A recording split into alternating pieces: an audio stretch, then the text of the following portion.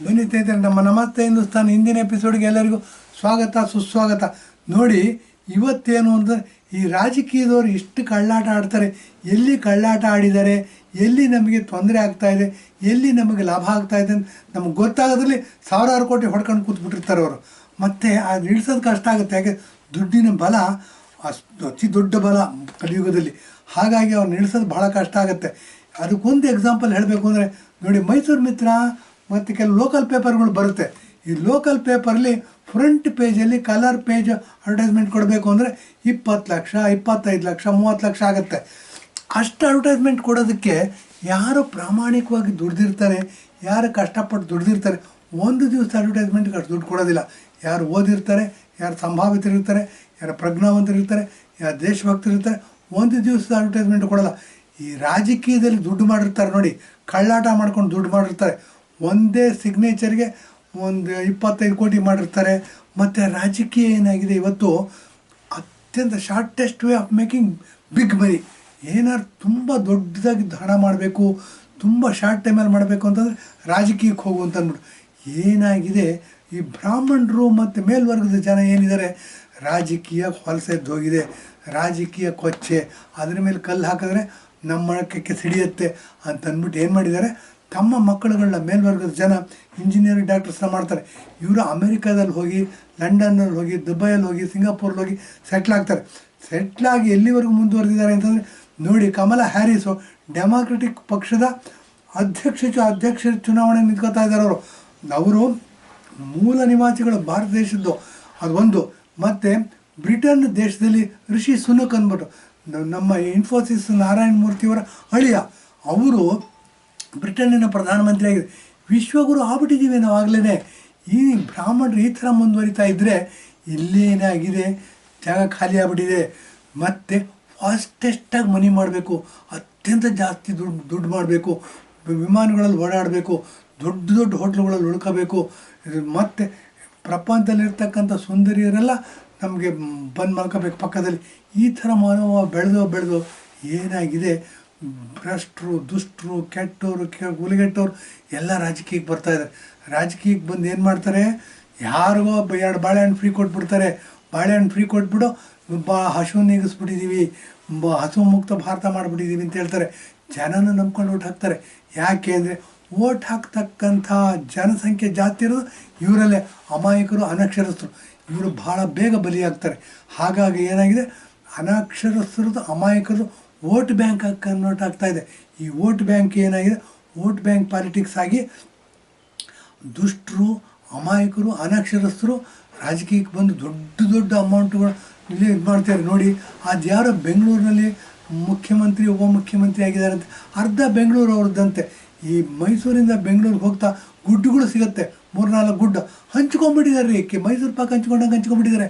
ಅದ್ಯಾವುದೋ ಒಂದು ಗುಡ್ಡದಲ್ಲಿ ಏನಾಗಿದೆ, ಸುಬ್ರಹ್ಮಣ್ಯ ಸ್ವಾಮಿ ದೇವಸ್ಥಾನ ಮಾಡ್ಕೊಂಡ್ಬಿಟ್ಟಿದ್ದಾರೆ. ಅವ್ರ ಗುರು ಅಂತ ಇವ್ರಿಗೆ. ನೋಡಿ, ನಮ್ಗೆ ಗೊತ್ತಿಲ್ಲ ಅವ್ರ ಹೆಸರು. ಇದಲ್ದೇ ಬನ್ನಿ, ಇನ್ನೊಂದು ಗುಡ್ಡ ಇದೆ, ಅಲ್ಲೇನಾಗಿದೆ, ಇಂಜಿನಿಯರಿಂಗ್ ಕಾಲೇಜ್ ಮಾಡಿಬಿಟ್ಟಿದ್ದಾರೆ. ಮತ್ತು ಮೈಸೂರಿಂದ ಬೆಂಗಳೂರಿಗೆ ಹೋಗ್ತಾ ಎಡಗಡೆಗೆ ರಾಜರಾಜೇಶ್ವರಿ ಇಂಜಿನಿಯರಿಂಗ್ ಕಾಲೇಜ್ ಅಂತ ಸಿಗುತ್ತೆ, ಅಲ್ಲಿ ಪಾರ್ಟ್ನರ್ಶಿಪ್ ಇದೆಯಂತೆ. ಅಲ್ಲಿಂದ ಸ್ವಲ್ಪ ಮುಂದಕ್ಕೆ ಹೋದರೆ ರಾಜರಾಜೇಶ್ವರಿ ಮೆಡಿಕಲ್ ಕಾಲೇಜ್ ಅಂತ ಆಸ್ಪತ್ರೆ ಅಂತ ಸಿಗುತ್ತೆ, ಭಾಳ ದೊಡ್ಡ ಆಸ್ಪತ್ರೆ ಅದು. ಅಲ್ಲಿ ಆಸ್ಪತ್ರೆ ಯಾರೋ ಸ್ವಾಮಿಗಳದಂತೆ, ಅವ್ರ ಜೊತೆ ಪಾರ್ಟ್ನರ್ಶಿಪ್ ಮಾಡಿಕೊಂಡು ಕೋಟ್ಯಂತರ 100 ಕೋಟಿ ರೂಪಾಯಿಗಳ ಆಸ್ತಿ ಮಾಡ್ಕೊಂಡಿದ್ದಾರಂತೆ. ಇವರು ರಾಜಕೀಯ ಧುರೀಣರು. ಹೀಗೆ ಮಾಡ್ತಾ ಏನಾಗಿದೆ, ರಾಜಕೀಯ ಅಂತಂದರೆ ಇಂಡಿಯಾ ದೇಶದಲ್ಲಿ ಅತ್ಯಂತ ಫಾಸ್ಟಾಗಿ ದುಡ್ಡು ಮಾಡಲಿರ್ತಕ್ಕಂಥ ಒಂದೇ ಒಂದು ಕ್ಷೇತ್ರ. ಯಾವುದಾದ್ರು ಕ್ಷೇತ್ರದಲ್ಲಿ ನಾವು ಅತ್ಯಂತ ಫಾಸ್ಟಾಗಿ ಅತ್ಯಂತ ಜಾಸ್ತಿ ದುಡ್ಡು ಮಾಡಬೇಕು ಅಂದರೆ ಅದು ರಾಜಕೀಯ ಕ್ಷೇತ್ರ. ಈ ರಾಜಕೀಯ ಕ್ಷೇತ್ರವನ್ನು ಶುದ್ಧ ಮಾಡಬೇಕು. ಇಲ್ಲಿ ಏನಾಗಿದೆ, ಬ್ರಾಹ್ಮಣರು ಮತ್ತು ಮೇಲ್ವರ್ಗದ ಜನ ಇಂಜಿನಿಯರ್ ಮಾಡಬೇಕು ಮತ್ತು ಡಾಕ್ಟರ್ಸ್ನ ಮಾಡಿಬಿಟ್ಟು ಏನು ಮಾಡ್ತಾರೆ, ಬೇರೆ ಬೇರೆ ದೇಶಕ್ಕೆ ಕಳಿಸ್ತಾರೆ. ಲಂಡನ್ನು, ಅಮೇರಿಕಾ, ಸಿಂಗಾಪುರು, ದುಬೈ ಅಂತ ಕಡೆ ಕಳಿಸ್ತಾರೆ. ಉಳಿದಿರ್ತಕ್ಕಂಥ ಕಚಡ ಉಳ್ಕೊಂಬಿಟ್ಟು ರಾಜಕೀಯ ಮಾಡ್ತಾರೆ. ರಾಜಕೀಯ ಮಾಡಿಕೊಂಡು ಇಲ್ಲಿ ಮೇಲ್ವರ್ಗದ ಜನ ಏನಿರ್ತಾರೆ, ಕ್ಯೂನಲ್ಲಿ ನಿಂತ್ಕೊಂಡು ಟ್ಯಾಕ್ಸ್ ಕಟ್ತಾರೆ, ಕ್ಯೂನಲ್ಲಿ ನಿಂತ್ಕೊಂಡು ಇದು ಮಾಡ್ತಾರೆ, ದೇಶಭಕ್ತಿ ಅಂತ ಹೊಡೆದಾಡ್ತಾರೆ. ಇವ್ರೇನು ಮಾಡ್ತಾರೆ, ಇವ್ರ ಜೋಬಲ್ಲಿರ್ತಕ್ಕಂಥ ದುಡ್ಡನ್ನ ತೆಗಿತಾರೆ, ಸಾಕಷ್ಟು ತಾವು ತಿಂತಾರೆ.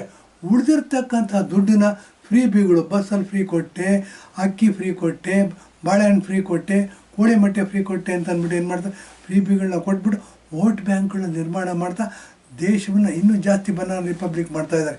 ಈ ಥರ ಬನಾನಾ ರಿಪಬ್ಲಿಕ್ ಮಾಡ್ತಾ ಇರೋದಕ್ಕೆ ನಾವೇ ಕಾರಣನಾ, ಮೇಲ್ವರ್ಗದ ಜನರ ಕಾರಣನಾ? ಇವ್ರು ಯಾವಾಗ ಬುದ್ಧಿ ಕಲಿಯೋದು? ಇದು ಯೋಚನೆಯೇ ಮಾಡೋದಿಲ್ಲ ರೀ. ಇಂಥ ಸಂದಿಗ್ಧ ಪರಿಸ್ಥಿತಿ, ಇಂಥ ದ್ವಂದ್ವ ಪರಿಸ್ಥಿತಿನಲ್ಲಿ ಏನಾಗುತ್ತೆ, ನಮಗೆ ದೇಶನ ಯಾರು ಉದ್ಧಾರ ಮಾಡಬೇಕು ಹಾಗಾದರೆ ಅನ್ನೋ ಪರಿಸ್ಥಿತಿ ಬಂದಾಗ ನೋಡಿ, ಕಮಲಾ ಹ್ಯಾರಿಸು ಅಮೇರಿಕಾದಲ್ಲಿ ಹೋಗಿ ಅಮೇರಿಕಾದ ಅಧ್ಯಕ್ಷ ಚುನಾವಣೆಗೆ ನಿಂತ್ಕೋತಾರೆ. ರಿಷಿ ಸುನಕ್ ಬ್ರಿಟನ್ನಿನ ಪ್ರಧಾನಮಂತ್ರಿ ಆಗ್ತಾರೆ. Nothing is impossible in this world, nothing is impossible but only to a willing mind. ಬ್ರಾಹ್ಮಣರು ಏನಿದ್ದಾರೆ, ಓಕೆ, ಇಂಜಿನಿಯರ್ ಆಗಬೇಕು, ಡಾಕ್ಟರ್ಸ್ ಆಗಬೇಕು, ಓಕೆ. ರಾಜಕೀಯನ ನೀವು ಯಾಕೆ ಮಕ್ಕಳಿಂದ ದೂರ ಇಡ್ತಿದ್ದೀರಾ? ರಾಜಕೀಯ ನಮ್ಮಿದೆಲ್ಲ ಹೊಲಸು, ಅದು ಕೊಚ್ಚೆ ಮೇಲೆ ಕಲ್ಲು ಹಾಕಿದ್ರೆ ಮೈ ಮೇಲೆ ಇದು ಮಾಡುತ್ತೆ ಅನ್ನೋ ಮಾತುಗಳನ್ನ ಆಡ್ಬಿಟ್ಟು ನೀವೇನು ಮಾಡ್ತೀರಾ? ಮಕ್ಕಳು ರಾಜಕೀಯದಲ್ಲಿ ಇಂಟ್ರೆಸ್ಟ್ ತೋರಿಸೋಂಗಿದ್ರೂ, ಮುಖ್ಯಮಂತ್ರಿ ಆಗ್ತಕ್ಕಂಥ ಯೋಗ್ಯತೆ ಇದ್ರೂ, ಪ್ರಧಾನಮಂತ್ರಿ ಆಗ್ತಕ್ಕಂಥ ಯೋಗ್ಯತೆ ಇದ್ರೂ ನೀವೇನು ಮಾಡಿದ್ದೀರಾ? ಎಲ್ಲರನ್ನ ರಾಜಕೀಯದಿಂದ ದೂರ ತರ್ತಾ ಇದ್ದೀರಾ. ರಾಜಕೀಯದಿಂದ ದೂರ ತೊಟ್ಟು ದೊಡ್ಡ ಕ್ಷೇತ್ರವನ್ನು ಖಾಲಿ ಬಿಡ್ತಾ ಇದ್ದೀರಾ. ಖಾಲಿ ಕೊಡದಲ್ಲಿ ಒಳ್ಳೆ ನೀರು ತುಂಬಬೇಕು ರೀ, ಕೊಚ್ಚೆ ನೀರು ತುಂಬಕ್ಕೆ ನೀವೇ ಅವಕಾಶ ಮಾಡಿಕೊಡ್ತೀರಿ. ಹೀಗಾದರೆ ದೇಶವನ್ನು ಉದ್ಧಾರ ಮಾಡೋರು ಯಾರು? ಅಮೇರಿಕಾದಿಂದ ಬಂದವನು ಯಾರು ಉದ್ಧಾರ ಮಾಡೋದಿಲ್ಲ ರೀ. ಅಮೇರಿಕಾದಿಂದ ಬಂದವನು ₹1 ಇನ್ವೆಸ್ಟ್ ಮಾಡೋದನ್ನ ₹10 ತೆಗಿಯೋದು ಹೇಗೆ, ಒಂದೇ ಗಂಟೆಲಿ ತೆಗಿಯೋದು ಹೇಗೆ, ಒಂದೇ ನಿಮಿಷದಲ್ಲಿ ತೆಗಿಯೋದು ಹೇಗೆ ಅಂತ ಯೋಚನೆ ಮಾಡ್ತಾರೆ. ಇದಕ್ಕೆ ಜ್ಞಾಪಕ ಇಟ್ಕೋಬೇಕು. ವ್ಯಾಪಾರ ಮಾಡೋಕ್ಕೆ ಅಂತ ಬಂದವರು ಅತ್ಯಂತ ಜಾಸ್ತಿ ದುಡ್ಡನ್ನ ಅತ್ಯಂತ ಕಡಿಮೆ ಇದ್ರಲ್ಲಿ ಮಾಡಬೇಕು, ಅದ್ರ ಬಗ್ಗೆ ಯೋಚನೆ ಮಾಡ್ತಾರೆ ಹೊರತು ದೇಶವನ್ನು ಯೋಚನೆ ಮಾಡೋದು, ದೇಶವನ್ನು ಉದ್ಧಾರ ಮಾಡೋದ್ರ ಬಗ್ಗೆ ಯೋಚನೆ ಮಾಡೋದಿಲ್ಲ ಅಂತೇಳಿ ಇಂದಿನ ಎಪಿಸೋಡ್ ಮುಗಿಸ್ತಾ ಇದ್ದೀನಿ. ಧನ್ಯವಾದ, ನಮಸ್ಕಾರ.